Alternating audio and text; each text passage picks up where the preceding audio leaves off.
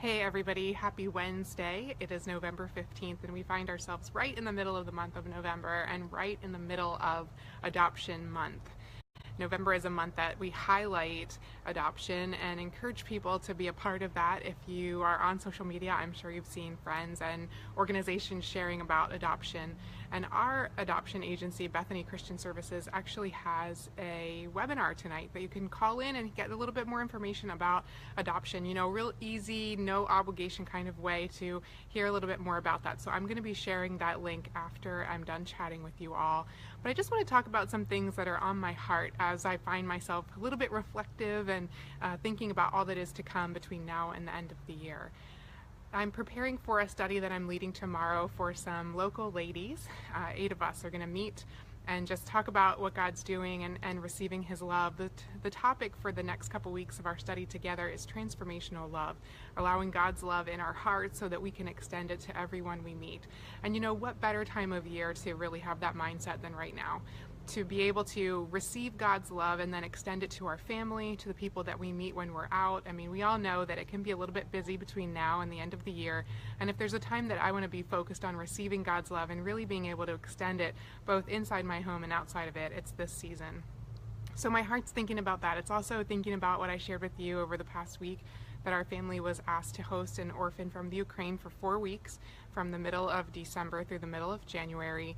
You know, thinking about this child who needs a home, who needs a family, and we have the incredible opportunity to be that for him for 4 weeks this year. And you know, I don't know what God's going to do with that. Lots of people have asked me, you know, what are our plans beyond that? And honestly, we don't have any. This was something that wasn't on our radar. It was completely on God's heart, and so we've embraced that, and we're just waiting for the Lord to show us what that looks like as we walk through it. But it's really propelled me to, you know, look at adoption all over again and to celebrate the things that I so love about what adoption is, and then encourage people to maybe take a step forward and to investigate it a little bit further than they maybe have before.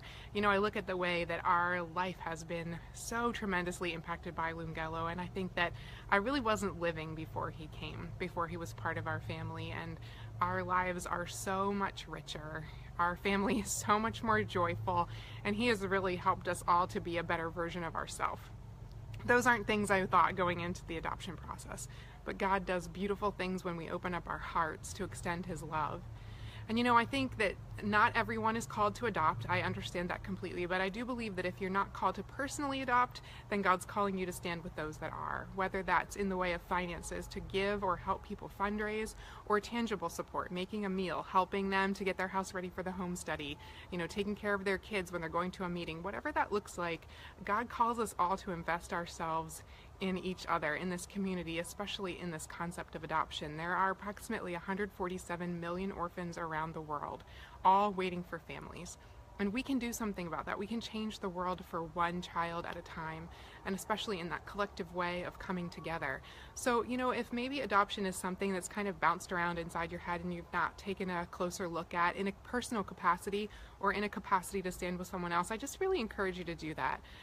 I think that, you know, as we look around our communities, whether you know someone personally or not who has adopted, there are plenty of organizations that can connect you with people who are, and you can be a part of their process and love on them. So I think I'm going to probably spend the rest of this week talking about adoption, and you know, hopefully, I love being outside. I love coming to you from outside and just having this little quiet space to chat. So look for me to pop in more the rest of this week and just continue to talk about adoption and some of the miraculous stories of what we've even seen God do in this process of hosting that we're only a week into, but the way that we've seen God come through has really been extraordinary. So I'm going to share some of those stories with you this week, and also encourage you to take a further look at how you can personally invest yourself in adoption, both personally in the life of a child or also in the support of a family. So hope you guys are having a great Wednesday, and I will see you tomorrow.